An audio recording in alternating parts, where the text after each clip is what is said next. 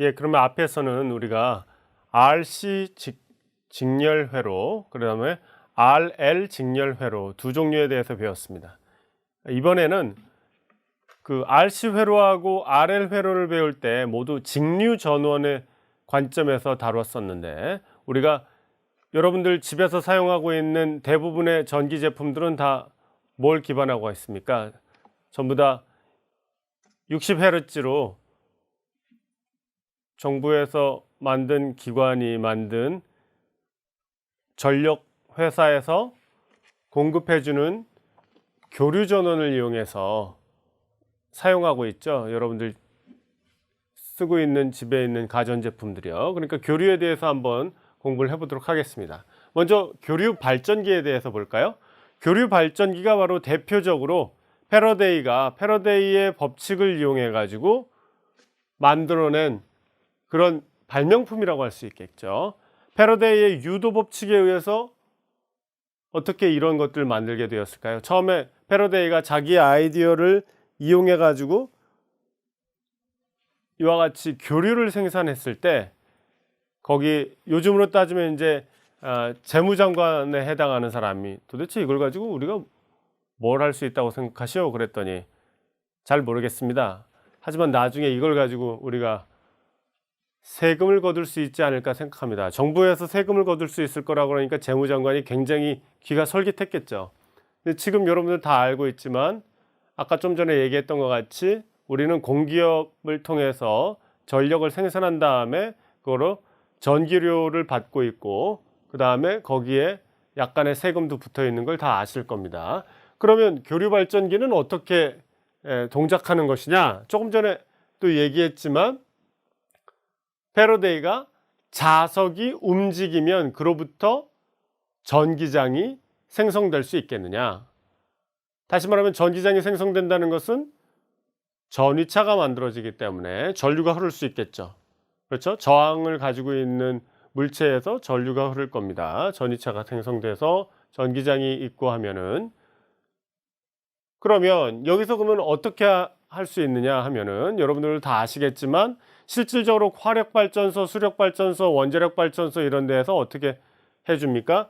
자석이 움직이거나, 아니면 그 반대로 앞에 여기 보는 이와 같이 네모 모양을 하고 있는 도선이 움직이거나 해서 이쪽 N극에서 S극으로 자기장이 생성되잖아요. 그렇죠? 그래서 B필드가 있단 말이죠.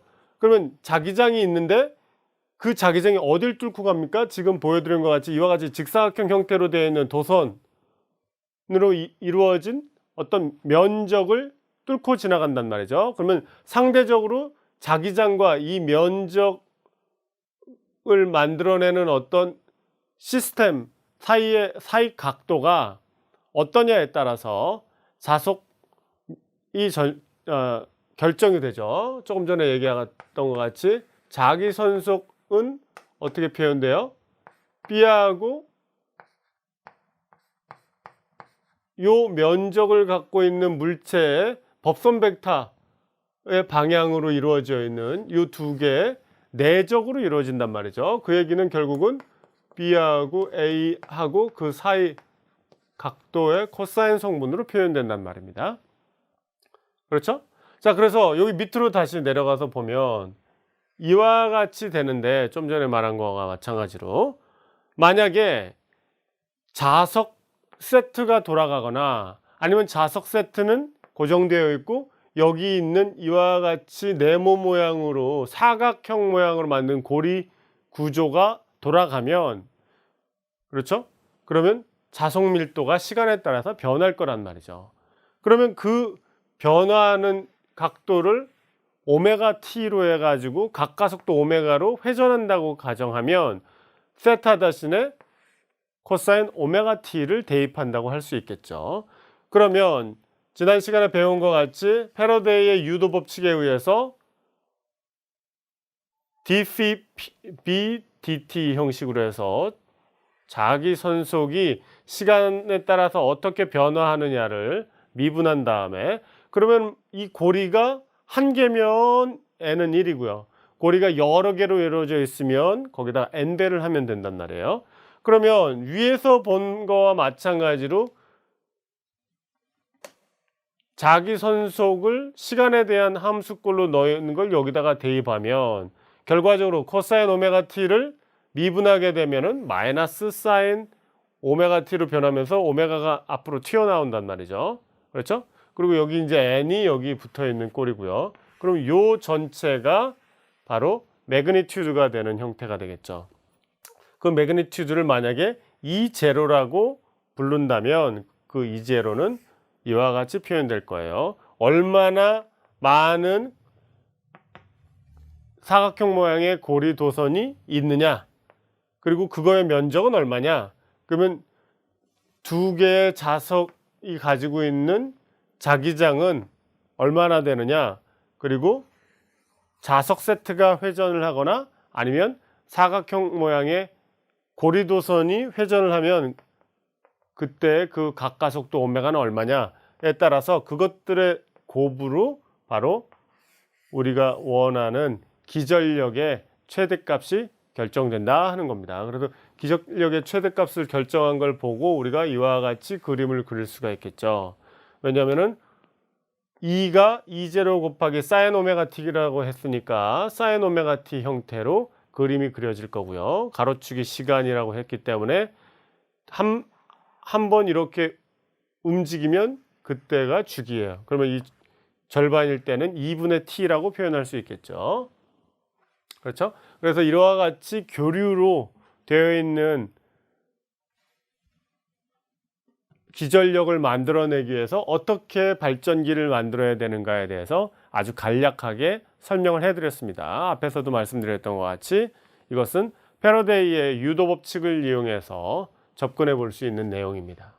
자, 그러면 이번에는 뭐냐면 이와 같이 교류 발전기로 만들어낸 교류를 이용해서 우리가 세 종류의 시스템을 이해해 보겠습니다. 그래서 먼저 저항이 여기에 달려 있을 때, 그 다음에는 인덕터가 달려 있을 때, 그 다음에는 축전기가 달려 있을 때, 이렇게 세 가지 경우에 어떻게 다른 차이를 보이는지 비교를 해보도록 합시다. 자, 교류 전원, 꼭 태극무늬가 생겼죠? 태극무늬로 나타난 게 이거는 교류 전원이라는 의미예요. 교류 전원에다가 저항을 연결했을 때 어떤 일이 발생하는지 봅시다. 그러면 여기에 이제 전류가 흐를 거란 말이죠. 그 전류를 저항에 흐르기 때문에 IR이라고 표현합시다. 그러면 이 저항 양단에 걸리는 전위차는 우리가 VR이라고 표현한다고 한다면 VR은 뭐예요? 이와 같은 관계식을 갖겠죠. IR 곱하기 저항값 R로 표현될 거예요. 그런데 지금 여기 저항의 달랑 하나만 있기 때문에 VR은 여기 있는 기전력 값하고 같은 값을 가져야죠. 그래서 VR 이퀄 2예요. 그렇죠? 그렇기 때문에 그걸 가지고 우리가 알 수 있는 건 IR이 R분의 VR이라는 거고, 그러면 이제 결국은 그 값은 R분의 2라는 거고, 근데 2가 아까 말했지만 어떤 값이었어요? E0 곱하기 사인 오메가 t라고 했죠. 그래서 2가 E0 곱하기 사인 오메가 t이기 때문에 여기를 여기다 대입하면 이와 같은 형태로 나올 거라는 것을 알 수 있고요. 그러면 결과적으로 우리가 얘를 어떤 I0 곱하기 사인 오메가 t 형태로 쓴다고 한다면 그 얘기는 I0가 R분의 E0를 I0로 놓자 할 수 있겠죠. 아시겠죠? 그러면 이제 우리가 요 형태하고 요 형태를 가지고 이해를 해야 되니까 요 두 개를 비교하기 위해서 하나의 그래프에다가 두 개를 다 그려봅시다. 그러면 이게 E0 곱하기 사인 오메가 t라고 했으니까 E0 곱하기 사인 오메가 t 형태로 이렇게 그렸어요. 이쪽은 시간축이고요. 자, 한 그래프에다 이번에는 IR도 그립니다. IR을 그리면 IR은 뭐라고 그랬어요? IR은 I0 곱하기 사인 오메가 t라고 그랬으니까 그것은 또 이와 같이 노란색으로 그릴 수가 있겠죠. 중요한 건 뭔가요? 예. E하고 I가 전부 다 그 매그니튜드 진폭은 다를 수 있지만 그렇죠.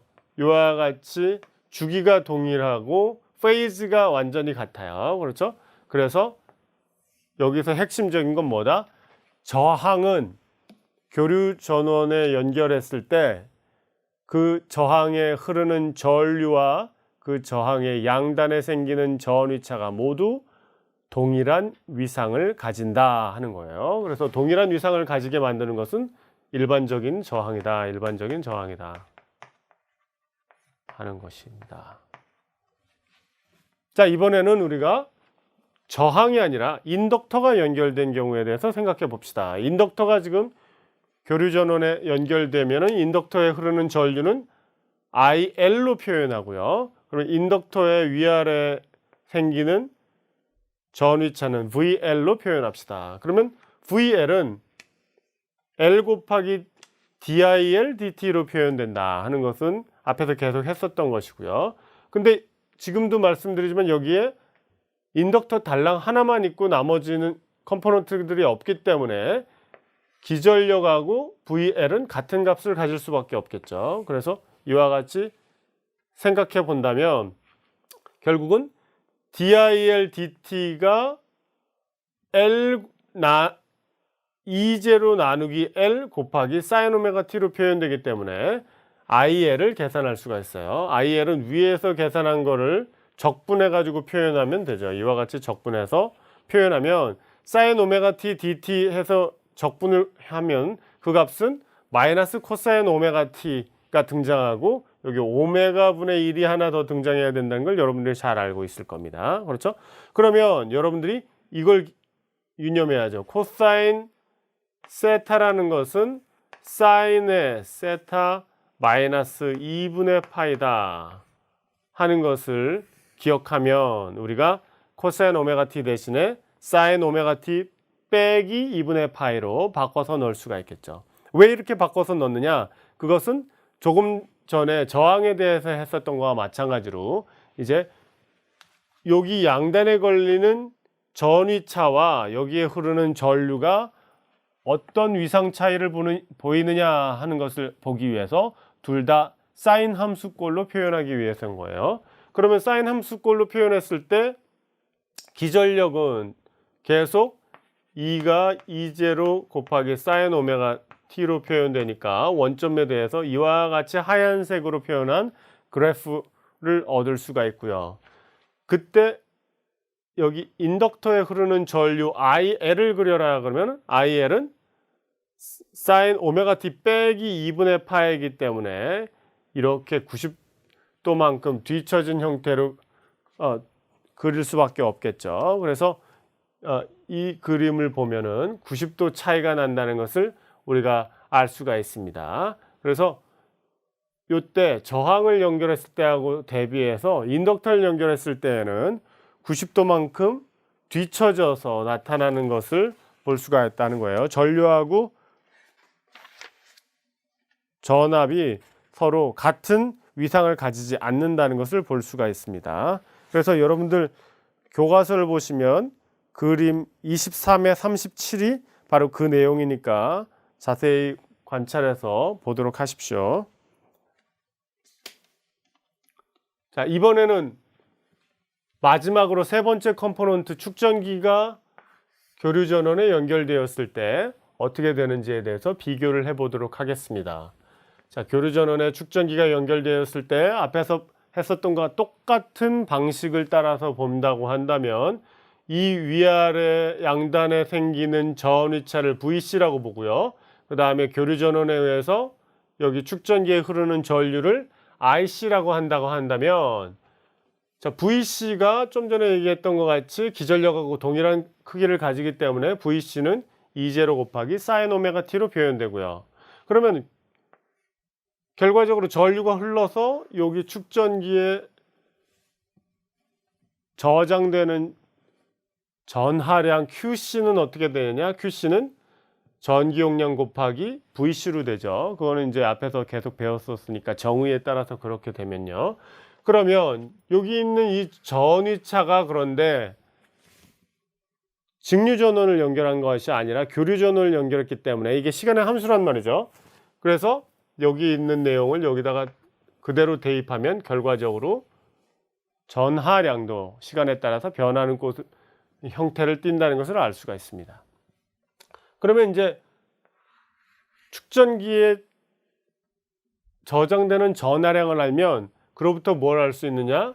축전기에 흐르는 전류량을 알 수가 있죠. 왜냐하면 전류는 dQ/dt라고 표현되니까 QC를 시간에 대해서 미분하면 이와 같이 오메가 C E0 곱하기 코사인 오메가 T로 표현된다는 것을 알 수 있어요. 그러면 요게 I0 사인 오메가 T 형태로 사인 함수꼴로 표현하려면 코사인 오메가 T가 이와 같이 코사인 오메가 T 플러스 2분의 파이 이와 같은 형태로 되는 것을 볼 수가 있겠죠. 그래서 아까 경우에는 마이너스 코사인 세타가 사인 세타 마이너스 2분의 파이 형태가 된 거고요. 지금은 코사인 세타이기 때문에 코사인 세타는 이제 우리가 사인의 세타 플러스 2분의 파이로 표현됩니다. 자, 아까는 왜 그랬냐면 여기 마이너스가 있었잖아요. 그죠? 마이너스를 포함해서 변화시킬 때는 이와 같이 되고 여기는 이제 마이너스가 미분했을 때 나타나지 않기 때문에 플러스 코사인 세타는 이와 같이 됩니다. 그리고 여러분들 고등학교 때 배웠었던 것들 다시 한번 상기하면 되겠어요. 자, 그래서 이 경우에는 사인 오메가 t 플러스 파이이기 때문에 그림이 이렇게 달라진다는 걸 볼 수 있어요. 아까 그랬던 거하고 달리 이번에는 앞서가죠. 그죠? 앞서가기 때문에 여기보다 여기가 더 먼저 시간이 더 먼저 0초일 때 이미 여기는 90도에서 여기 값이 최대에서 시작한단 말이에요. 근데 이 경우에는 시간이 더 느린 상태에서 이와 같이 나오죠. 그렇죠? 그렇기 때문에 이 경우에는 90도 앞서가는 것을 볼 수가 있어요. 그래서 인덕터를 연결했을 때는 90도 느리고 이 경우에는 90도 빠르다는 것을 알 수가 있겠습니다. 그래서 축전기를 놨을 때랑 인덕터를 연결했을 때랑 서로 위상차가 다르다는 것을 여러분들이 기억하면 되겠습니다. 그런데 여기서 이제 여러분들한테 또 하나 얘기하고 싶은 것은 무엇이냐면 여기 좀 전에 봤을 때 오메가 L분의 E0 이렇게 썼죠. 오메가 L분의 E0. 근데 여기 보면은 R분의 E0 이렇게 쓰네요. 그러면 오메가 L이라는 것을 여기 있는 저항값 R에 대응해서 뭐 하나를 생각해 주자. 그래서 도입한 게 말하면 XL이라는 값이고 그 값이 오메가 L이라고 표현되자. 그래서 이와 같은 값을 도입을 했어요. 자, 그와 구별되어서 이번에 축전기 같은 경우는 어떻게 하느냐? 지금 여기 오메가 C E0잖아요. 그러면은 결국은 뭐냐면 이번에는 이와 같이 이게 오메가 C의 E0다. 이와 같이 보자 하는 거죠. 이렇게 어떤 저항에 대응하는 값으로 오음의 단위를 갖는 어떤 XC라는 것을 도입해서 그 값이 이렇게 되자는 거예요. 그러면 결과적으로 그 얘기는 무슨 뜻이에요? 예, 오메가 XC가 오메가 C분의 1로 표현된다는 거죠. 그래서 오메가 L은 XL이고 그러니까 인덕터에 의해서 만들어지는 어떤 저항에 대응하는 어떤 물리량인 거고 축전기에 대해서는 오메가가 역수로 표현돼서 오메가 C분의 1이 바로 축전기의 저항에 대응하는 어떤 물리량이다 하는 거예요. 우리가 이것을 뭐라고 부르냐면 리액턴스라고 부릅니다. 리액턴스. 그러니까 리액턴스라는 용어니까 잘 기억을 해두세요. 리액턴스라고 부릅니다. 그래서 여러분들이 일반 저항에 대응해서 교류가 흐르는 교류 전원에 연결되어 있는 시스템에서 인덕터나 그리고 축전기가 있을 때 인덕터와 축전기는 저항에 대응하는 어떤 물리적 성질을 띈다 하는 것이고 얘네들은 각진동수에 따라서 변하는 그런 리액턴스라는 물리량을 갖는다 하는 거예요. 하지만 이건 리액턴스라는 건 이름만 독특하지 결과적으로 얘가 가지는 단위는 ohm이라는 단위를 가진다는 것은 동일합니다. 아시겠죠? 그래서 이 시스템이 이와 같이 흥미롭게도 교류가 연결되었을 때 인덕터와 축전기는 하나의 광의의 의미에서, 넓은 의미에서 각각이 저항체의 역할을 한다. 근데 이때는 우리가 일반 직류에서 말하는 저항하고 대별해서 각진동수의 함수꼴로 나타내는 값을 가지기 때문에 우리가 특별히 이름을 리액턴스라는 이름을 부여했다 하는 것을 여러분들이 기억하면 되겠습니다.